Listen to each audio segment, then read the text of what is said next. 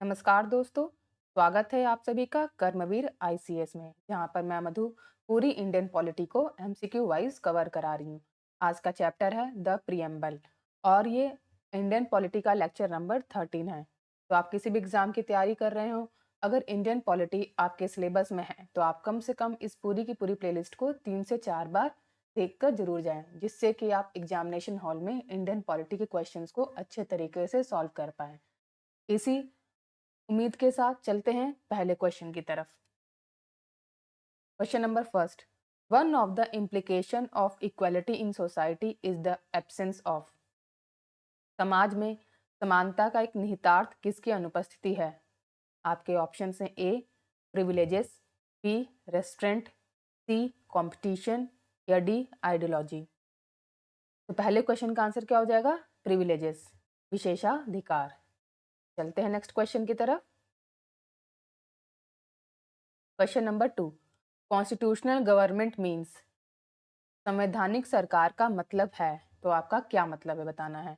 आपके ऑप्शन हैं A a representative government of a nation with federal structure, संघीय ढांचे वाले राष्ट्र की एक प्रतिनिधि सरकार, B a government whose head enjoy nominal powers, एक सरकार जिसके प्रमुख को नाम मात्र की शक्तियां प्राप्त हैं, C a government whose head enjoy real power, एक ऐसी सरकार जिसके मुखिया को वास्तविक शक्तियां प्राप्त हों, या D a government limited by the terms of the constitution, संविधान की शर्तों द्वारा सीमित सरकार। तो दूसरे क्वेश्चन का आंसर क्या हो जाएगा? Option D a government limited by the terms of the constitution. चलते हैं नेक्स्ट क्वेश्चन की तरफ। Question number 3, which of the following is correct. निम्नलिखित में से कौन सा सही है? आपके ऑप्शन हैं A social equality is not guaranteed in our constitution, हमारे संविधान में सामाजिक समानता की गारंटी नहीं है, B social equality already existed in our country, हमारे देश में सामाजिक समानता पहले से ही मौजूद थी, C social equality is guaranteed in our constitution, हमारे संविधान में सामाजिक समानता की गारंटी दी गई है, या D none of the above, उपरोक्त में से कोई नहीं। तो which of the following is correct हमें सही बताना है। तो तीसरे क्वेश्चन का आंसर क्या हो जाएगा? Option C social equality is guaranteed in our constitution, ये इसका राइट आंसर हो जाएगा। चलते हैं नेक्स्ट क्वेश्चन की तरफ। Question number 4, which one of the following best define the term state. निम्नलिखित में से कौन सा राज्य शब्द की सही परिभाषा है? आपके ऑप्शन हैं A a community of person permanently occupying a definite territory independent of external control and possessing an organised government, बाहरी नियंत्रण से स्वतंत्र और एक संगठित सरकार रखने वाले व्यक्तियों का एक समुदाय एक निश्चित क्षेत्र पर स्थायी रूप से कब्जा कर लेता है। Option be a politically organized people of a definite territory and possessing an authority to govern them, maintain law and order, protect their natural right and safeguard their means of sustenance, एक निश्चित क्षेत्र के राजनीतिक रूप से संगठित लोग और उन पर शासन करने, कानून और व्यवस्था बनाए रखने, उनके प्राकृतिक अधिकारों की रक्षा करने और उनके जीविका के साधनों की रक्षा करने का अधिकार रखती है, या C a number of person who have been living in a definite territory for a very long time with their own culture tradition and government, कई व्यक्ति जो अपनी संस्कृति, परंपरा और सरकार के साथ एक निश्चित क्षेत्र में बहुत लंबे समय रह रहे हैं, या D a society permanently living in a definite territory with a central authority and executive responsible to the central authority and an independent judiciary, एक निश्चित क्षेत्र में स्थायी रूप से रहने वाला एक समाज जिसमें एक केंद्रीय प्राधिकरण के प्रति जिम्मेदार कार्यकारी और एक स्वतंत्र न्यायपालिका होती है। तो इसमें से आपको बताना है कि सबसे बेस्ट डेफिनेशन जो स्टेट की होती है। तो चौथे क्वेश्चन का आंसर क्या हो जाएगा? Option A a community of person permanently occupying a definite territory independent of external control and possessing an organised government, A is the right answer. चलते हैं नेक्स्ट क्वेश्चन की तरफ। Question number 5, which one is the most prominent element of a state. राज्य का सबसे प्रमुख तत्व कौन सा है? आपके ऑप्शन हैं ए फ्लैग, बी कैपिटल, सी सोवेरेनिटी या डी हेड ऑफ स्टेट। तो पांचवें क्वेश्चन का आंसर क्या हो जाएगा? ऑप्शन सी सोवेरेनिटी या संप्रभुता। चलते हैं नेक्स्ट क्वेश्चन की तरफ। Question number 6, with reference to the sovereignty of India, which of the following statement is are correct? पहला, India is a member of Commonwealth of Nation। दूसरा, sovereignty of India is curtailed due to its membership of Commonwealth of Nation। Select the correct answer using the code given below। Bharat की संप्रभुता के संदर्भ में निम्नलिखित में से कौन सा कथन सही है? पहला, भारत राष्ट्रमंडल देशों का सदस्य है। दूसरा, राष्ट्रमंडल देशों की सदस्यता से भारत की संप्रभुता कम हो जाती है। नीचे दिए कोड का उपयोग करके सही उत्तर चुनें। तो छठे क्वेश्चन का आंसर क्या हो जाएगा? जो पहला स्टेटमेंट है, India is a member of Commonwealth of nation, ये स्टेटमेंट बिल्कुल सही है। लेकिन जो दूसरा स्टेटमेंट है कि sovereignty of India is curtailed due to its membership of Commonwealth of nation, ये गलत स्टेटमेंट है। तो इसका सिर्फ पहला ही सही होगा। तो ऑप्शन ए देखिए, वन ओनली। तो ए इज द राइट आंसर। चलते हैं नेक्स्ट क्वेश्चन की तरफ। Question number 7, the state is everywhere, it leaves hardly a gap, this statement explain the concept of. राज्य हर जगह है, यह शायद ही कोई अंतर छोड़ता है, यह कथन किसकी अवधारणा को स्पष्ट करता है? आपके ऑप्शन हैं A welfare state, B communist state, C democratic state या डी पुलिस स्टेट। तो सातवें क्वेश्चन का आंसर क्या हो जाएगा? Option A welfare state. चलते हैं नेक्स्ट क्वेश्चन की तरफ। Question number 8, constitution of India provide which type of governance system. भारत का संविधान किस प्रकार की शासन व्यवस्था प्रदान करता है? आपके ऑप्शन हैं A democratic, B presidential, C parliamentary या डी सेमी डेमोक्रेटिक। आठवें क्वेश्चन का आंसर क्या हो जाएगा? Option C parliamentary. चलते हैं नेक्स्ट क्वेश्चन की तरफ। Question number 9, which unitary element are found in Indian federal system. पहला, रिटन कॉन्स्टिट्यूशन। दूसरा, रिजिड कॉन्स्टिट्यूशन। तीसरा, सुप्रीमेसी ऑफ कॉन्स्टिट्यूशन। चौथा, अपॉइंटमेंट ऑफ गवर्नर। पांचवा, डिसेंट्रलाइजेशन ऑफ पावर। छठा, president approval on state bills. सातवां, constitutional crisis. और आठवां, one supreme court. निम्नलिखित संघीय व्यवस्था में कौन सा एकात्मक तत्व पाया जाता है? फर्स्ट, लिखित संविधान। दूसरा, कठोर संविधान। तीसरा, संविधान की सर्वोच्चता। चौथा, राज्यपाल की नियुक्ति बनाम शक्तियों का विकेंद्रीकरण। छठा, राज्य के विधायकों पर राष्ट्रपति की मंजूरी। सातवां, संवैधानिक संसद संकट। और आठवां, एक सुप्रीम कोर्ट। इनमें से कौन सा एलिमेंट है जो फेडरल सिस्टम को प्रूफ करता है? सही पहला क्या होगा इसका आंसर? नवे का। सही, आप लोग नवे का आंसर क्या हो जाएगा? तो देखिए, जो चौथा स्टेटमेंट है, अपॉइंटमेंट ऑफ गवर्नर, और जो छठा है, president approval on state bill, ठीक है, और इसके बाद कॉन्स्टिट्यूशनल क्राइसिस, ये इसके इंडियन फेडरल सिस्टम का यूनिटरी एलिमेंट है। ठीक है, जो चौथा स्टेटमेंट है, अपॉइंटमेंट ऑफ गवर्नर, उसके बाद से president approval on state bill, और उसके बाद से सातवां कॉन्स्टिट्यूशनल क्राइसिस, ये यूनिटरी एलिमेंट है इंडियन फेडरल सिस्टम का। तो इस तरीके से चौथा, छठा और सातवां। तो ऑप्शन डी देखिए, चौथा, छठा और सातवां, ये इसका आंसर हो जाएगा। चलते हैं नेक्स्ट क्वेश्चन की तरफ। Question number 10, which one of the following in Indian polity is an essential feature that indicates that it is federal in character। भारतीय राजनीति में निम्नलिखित में से कौन सी एक आवश्यक विशेषता है जो इंगित करती है कि यह चरित्र में संघीय है?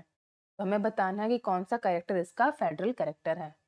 आपके ऑप्शन हैं A the independence of judiciary is safeguarded, न्यायपालिका की स्वतंत्रता सुरक्षित है। B the union legislature has elected representative from constituent unit. संघ विधानमंडल ने घटित इकाइयों से प्रतिनिधि को चुना है। तीसरा, the union cabinet can have elected representative from regional parties. केंद्रीय मंत्रिमंडल में क्षेत्रीय दलों के निर्वाचित प्रतिनिधि हो सकते हैं। या चौथा, the fundamental rights are enforceable by court of law. मौलिक अधिकार कानून के न्यायालयों द्वारा लागू किए जाने योग्य हैं। ऐसे क्वेश्चन का आंसर क्या हो जाएगा? Option A, the independence of judiciary is safeguarded. चलते हैं नेक्स्ट क्वेश्चन की तरफ। Question number 11, which one of the following characteristic is not true for unitary form of government. सरकार के एकात्मक स्वरूप के लिए निम्नलिखित में से कौन सी विशेषता सत्य नहीं है? आपके ऑप्शन है A, swift decision, B, flexible, C, ideal for large countries, या डी, यूनिफॉर्मिटी ऑफ लॉ, या E, none of the above, या more than one of the above. 11वें क्वेश्चन का आंसर क्या हो जाएगा? Option C, ideal for large country, बड़े देशों के लिए आदर्श। चलते हैं आपके क्वेश्चन की तरफ। Question number 12, which of the following is not a feature of good governance. निम्नलिखित में से कौन सा सुशासन की विशेषता नहीं है? A, accountability, B, transparency, C, rule of law, या डी, रेड टेपिज्म। तो 12वें क्वेश्चन का आंसर क्या हो जाएगा? ऑप्शन डी, रेड टेपिज्म, ये लाल फीता शाही। चलते हैं नेक्स्ट क्वेश्चन की तरफ। Question number 13, which one of the following is not the feature of Indian constitution. निम्नलिखित में से कौन सी भारतीय संविधान की विशेषता नहीं है? A, parliamentary government, B, presidential government, C, independence of judiciary, या डी, फेडरल गवर्नमेंट। 13वें क्वेश्चन का आंसर क्या हो जाएगा? Option B, presidential government. चलते हैं नेक्स्ट क्वेश्चन की तरफ। Question number 14, out of the following statements choose the one that bring out the principle underlying the cabinet form of government. निम्नलिखित कथनों में से उस कथन का चयन करें जो सरकार के कैबिनेट स्वरूप के अंतर्निहित सिद्धांत को सामने लाता है। आपके ऑप्शंस हैं A, an arrangement for minimising the criticism against the government whose responsibilities are complex and hard to carry out the satisfaction of all. B, a mechanism for speeding up the activities of the government whose responsibilities are increasing day by day. C, a mechanism of parliamentary democracy for ensuring collective responsibility of the government to the people. या D, a device for strengthening the hand of the head of the government whose hold over the people is in a state of decline. तो 14वें question का answer क्या हो जाएगा? Option C, a mechanism of parliamentary democracy for ensuring collective responsibility of the government to the people. लोगों के प्रति सरकार की सामूहिक जिम्मेदारी सुनिश्चित करने के लिए संसदीय लोकतंत्र का एक तंत्र। ठीक है, चलते हैं नेक्स्ट क्वेश्चन की तरफ। Question number 15, in which report of the second administrative reform commission barriers of good governance in India have been identified। दूसरे प्रशासनिक सुधार आयोग की किस रिपोर्ट में भारत में सुशासन की बाधाओं की पहचान की गई थी? Option A, ethics in governance, B, citizen centric administration the heart of governance, C, promoting e governance, या डी, लोकल गवर्नेंस। तो 15वें क्वेश्चन का आंसर क्या हो जाएगा? Option B, citizen centric administration the heart of governance, नागरिक केंद्रित प्रशासन शासन का हृदय। चलते हैं नेक्स्ट क्वेश्चन की तरफ। Question number 16, there is parliamentary system of government in India because the. भारत में संसदीय शासन प्रणाली है क्योंकि A, Lok Sabha is elected directly by the people, B, parliament can amend the constitution, C, Rajya Sabha can not be dissolve, या D, council of minister is responsible to the Lok Sabha. तो 16वें क्वेश्चन का आंसर क्या हो जाएगा? Option D, council of minister is responsible to the Lok Sabha, मंत्री परिषद लोकसभा के प्रति उत्तरदायी है। चलते हैं नेक्स्ट क्वेश्चन की तरफ। Question number 17. The main advantages of the parliamentary form of government is that संसदीय शासन प्रणाली का मुख्य लाभ क्या है? Option A, the executive and legislature work independently, कार्यपालिका और विधायिका स्वतंत्र रूप से काम करती है। B, it provide continuity of policy and is more efficient, यह नीति की निरंतरता प्रदान करता है और अधिक कुशल है। C, the executive remains responsible to the legislature, कार्यपालिका विधायिका के प्रति उत्तरदायी रहती है। या D, the head of the government can not be changed without election, बिना चुनाव के सरकार का मुखिया नहीं बदला जा सकता। तो 17वें क्वेश्चन का आंसर क्या हो जाएगा? Option C, the executive remains responsible to the legislature, कार्यपालिका विधायिका के प्रति उत्तरदायी रहती है। चलते हैं नेक्स्ट क्वेश्चन की तरफ। Question number 18. In the context of India, which of the following principle are implied institutionally in the parliamentary government? First, member of the cabinet are the member of the parliament. 2. Minister hold the office till they enjoy confidence in the parliament. तीसरा, the cabinet is headed by the head of the state. Select the correct answer using the code given below. Bharat के संदर्भ में निम्नलिखित में से कौन सा सिद्धांत संसदीय सरकार के संस्थागत रूप से निहित है? पहला, मंत्रिमंडल के सदस्य संसद के सदस्य होते हैं। दूसरा, मंत्री तब तक पद पर बने रहते जब तक उन्हें संसद में विश्वास प्रस्ताव प्राप्त होता है।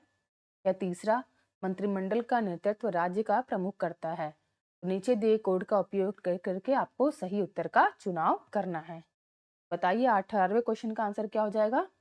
जो पहला स्टेटमेंट है, member of the cabinet are the member of the parliament, ये स्टेटमेंट बिल्कुल सही है। और जो दूसरा है कि minister hold the office till they hold confidence in the parliament, ये भी स्टेटमेंट बिल्कुल सही है।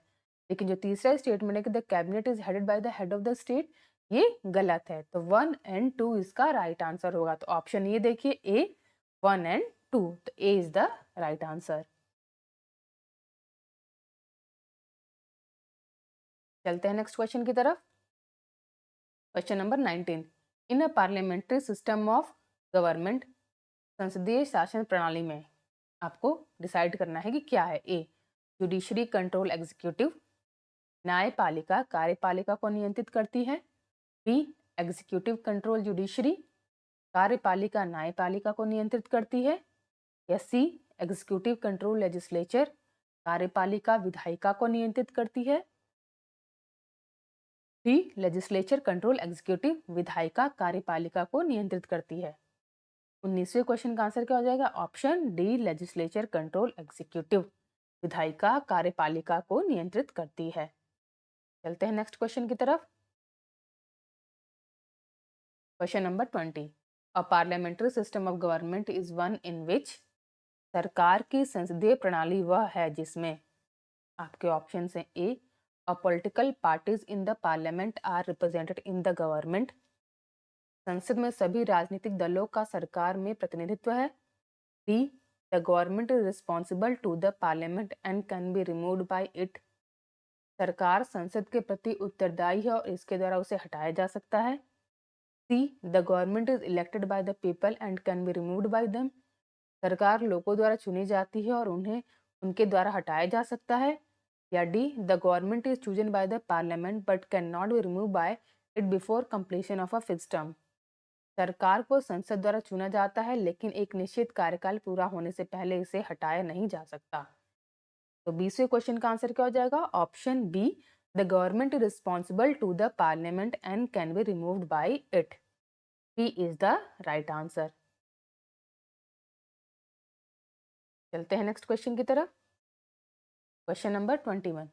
We adopted parliamentary democracy based on the British model, but how does our model differ from that model? पहला, as regards legislation, the British Parliament is supreme or sovereign, but in India, the power of the Parliament to legislate is limited.